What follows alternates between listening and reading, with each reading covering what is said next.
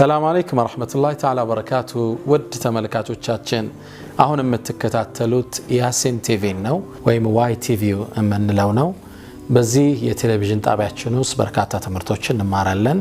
እስልምናዊ ግንዛቤያችንን እናሰፋለን፣ ማህበራዊ ትስስራችንን እናጠነክራለን። የበለጠ ተጠቃሚ እንደምንሆን ተስፋ አደርጋለሁ። ሰላም አለይኩም ወራህመቱላሂ ተዓላ ወበረካቱ።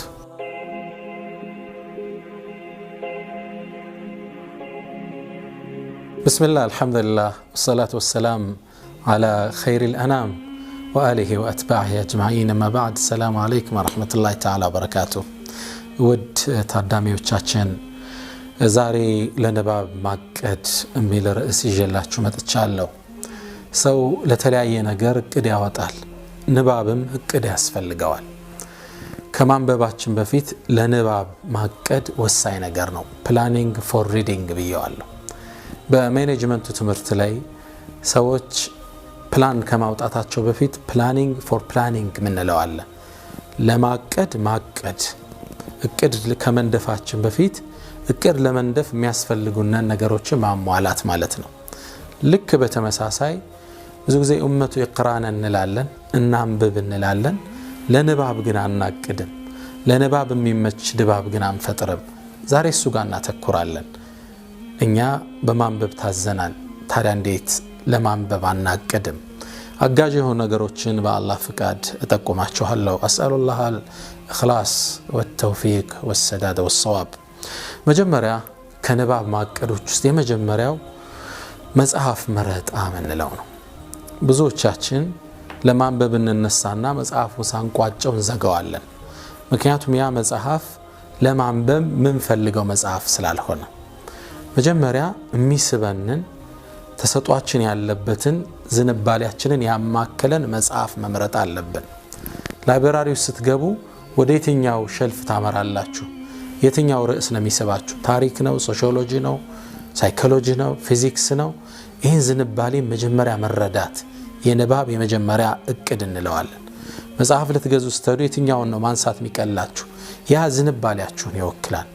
መጀመሪያ ለማንበብ የምንፈልገው መጽሐፍ መምረጥ ተቀዳሚ ተግባር ነው። ሁለተኛ ለንባብ የሚመችን ቦታ ማመቻቸት። ጸጥታ ያለበት ቦታ፣ መቀመጫው የሚመች ቦታ ያስፈልጋል። ብዙዎቻችን የምንፈልገው መጽሐፍ እንኳን አግኝተን ቦታው ረብሻ ካለ፣ ቲቪ ተከፍቶ ከሆነ፣ ልጆች እየጮሁ ከሆነ መጽሐፉን በአቴንሽን ስለማናነበው ያስጠላንና እንዘጋዋለን። ኢንቫይሮንመንት ይፈልጋል። ጸጥ ያለ ቦታ መጽሐፉ ጋር ብቻ ማውራት እንድንችል ሰላማዊ አየር፣ መቀመጫው የተመቸ ቦታ ያስፈልገናል። ይሄ ሁለተኛ ነው። ሶስተኛ የሚመች ጊዜ መምረጥ ይፈልጋል። መጽሐፉንም ወደኸው ቦታውም ተመችቶ ጊዜው ላይ መች ይችላል። ምን ማለት ነው? ብዙዎቻችን ስለማንበብ የምናወራው ከደከምን በኋላ ቀን ላይ በስራ ስንሮጥ ነውልና ማታ ላይ መጽሐፍ እናነሳለን። አእምሮአችን ደክመዋል፣ ሰውነታችን ደክመዋል። ትክክለኛ ጊዜ አልመረጥም። ብዙ ጊዜ ሰው ከእንቅልፉ ሲነሳ አእምሮ ፍሬሽ ስለሚሆን በዛን ታይም ማንበብ ወሳኝ ሆኖ እናገኘዋለን። አራተኛ ቀለል ያለ አመጋገብ ያስፈልገናል። መጽሐፉንም አግኝተው ቦታውም ተሳክቶልህ ጥሩ ጊዜ መርጠህ ሆድ በጣም ሞልቶ ከሆነ አይደለም ማንበብ ማዳመጥ ፍላጎት የለ። ማንበብ እኮ ያየኸውን ነገር አይነ ለአእምሮ ልኮት አገናዝቦ መረዳት ማለት ነው። ለመረዳት ደግሞ ሆድን በመሙላት ጭንቅላትን አጥበነው ከሆነ ማንበብ አይሳካልንም። ቀለል ያለ አመጋገብ ለንባብ ከመናቀዳቸው አራተኛው ፖይንት እሱ ነው። ሉቅማኑል ሐኪም ቁርአን ላይ ተጠቀሱት ሐበሻዊው ሉቅማን ለልጃቸው በርካታ ምክሮችን ሰጥተዋል ቁርአን ላይ።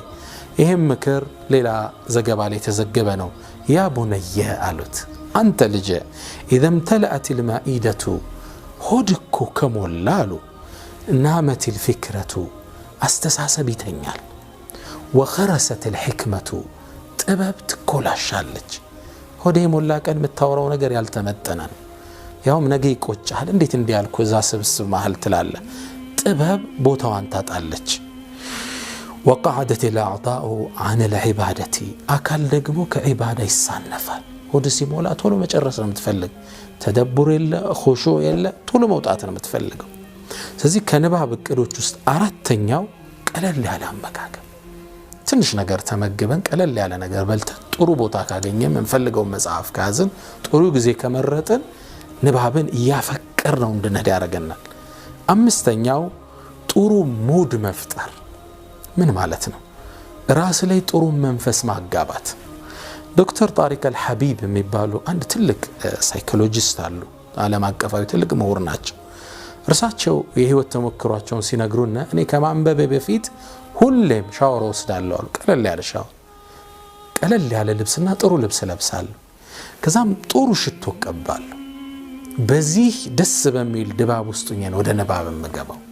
ያኔ ደስ ብሎ ታነበዋለህ። በሳይኮሎጂ ሳይንስ ይላሉ አንድ ስሜት ሌላን ስሜት ያጋባል። የሽቶው መዓዛ የንባቡን ጥፍጥና ይወልዳል። ይህ ሳይኮሎጂ ነው። ደስ የሚል ስሜት ይፈጥራል። ነብዩ ሰለላሁ ዐለይሂ ወሰለም በጣም ሽቶ ይቀቡ ነበር። በጣም የሚወዱት ሽቶ ነው። ሶላት ውስጥ ሽቶ ተቀብተህ ስትገባ ሶላቱን አብሮ የማወድ አቅም አለው። ደስ የሚል ድባብን ይፈጥራል። ለዛ ነው ረሱል በጣም የሚወዱት ልብስ እንድንለብስ የሚያዘዙ ነጭ ልብስ ነው። ሽቶ እንድናበዛ ታዘናል። ለምን? የሚያጋባው ስሜት አለ።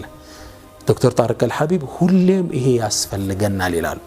እነዚህ 5 ነገሮች ለማንበብ እቅድ ማለት ነው። ፕላኒንግ ፎር ሪዲንግ እንለዋለን። ከማንበባችን በፊት እነዚህ ነገሮች ከተሳካ ነው አንባቢ ምን ሆነ። ያኔ ንባብን እንወዳለን። ባነበብነ ቁጥር ያንን ስሜት በተዋሃድነው ቁጥር ከዛም በደጋገምነው ቁጥር ሱስ ሆኖን ቁጭ ይላል። ነጮቹ ምን ይላሉ? አክሽን ፕላስ ፊሊንግ ከዛም ሪፒቴሽን ከዛ ሃቢትን ይወልዳል ይላሉ። አክሽን ያን ነገር መስራት ማንበብ፣ ፊሊንግ ያን ነገር ያጣጣምከው በስሜት መዋሃድ፣ ከዛ ሪፒቴሽን ያን ነገር መደጋገም ምንን ይወልዳል? ሃቢትን ይወልዳል። ዓዳ ይሆናል። ማንበብ ኖርማል ይሆናል።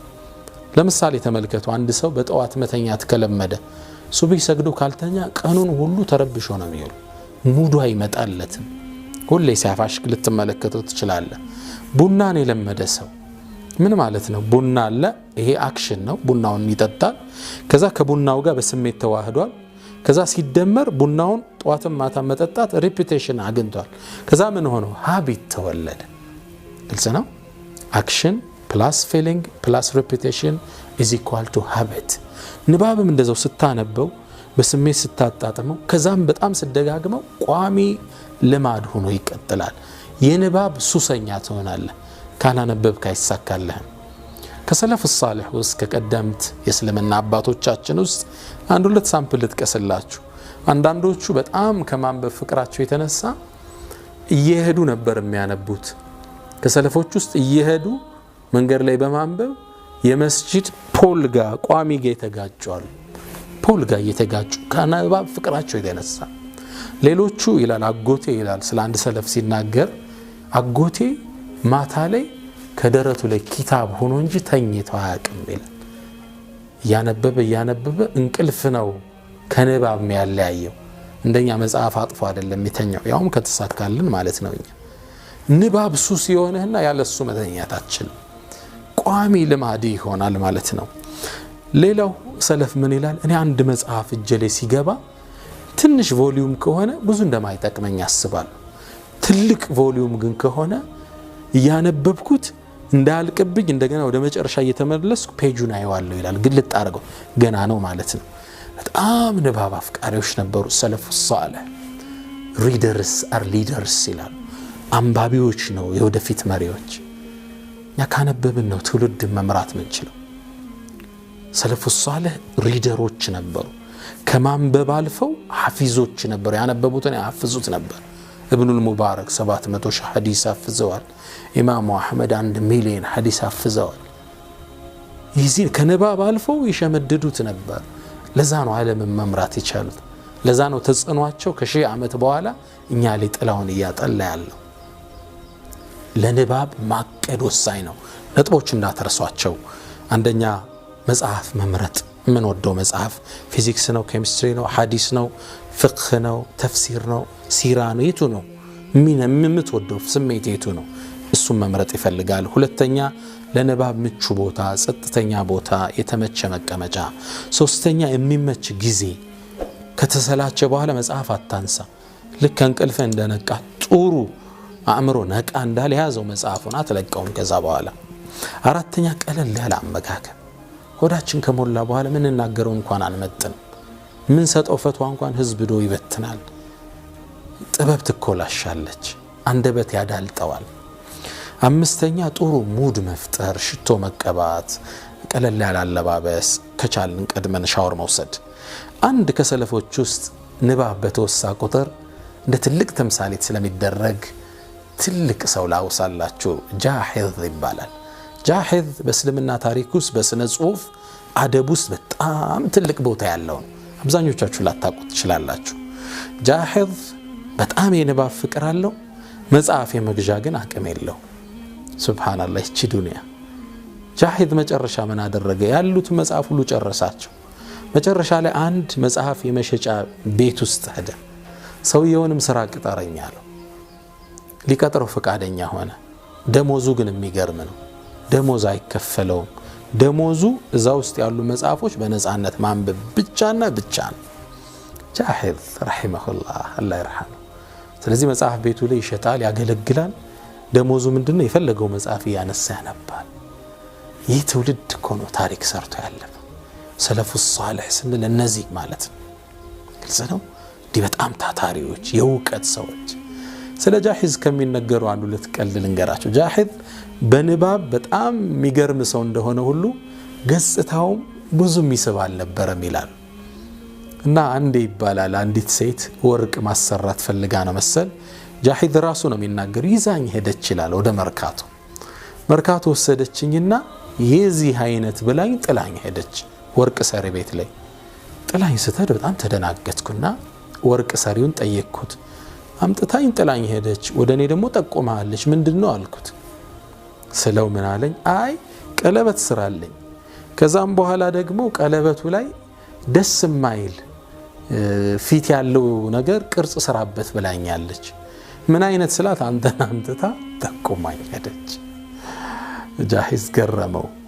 ታዲያ እንደ ሌላ ጊዜ ምን ተከሰተ መሰላችሁ? አንዲት ቆንጆ ሴት በጣም በእውቀት ግሩም መሆኑን ስታቅ ወደ ጃሂዝ መጣችና ጃሂዝ አለችው፣ እኔ ቆንጆ ወጣት ሴት ነኝ፣ አንተ ደግሞ በጣም ቆንጆ አእምሮ አለ፣ ስለዚህ ላግባህ አለችው።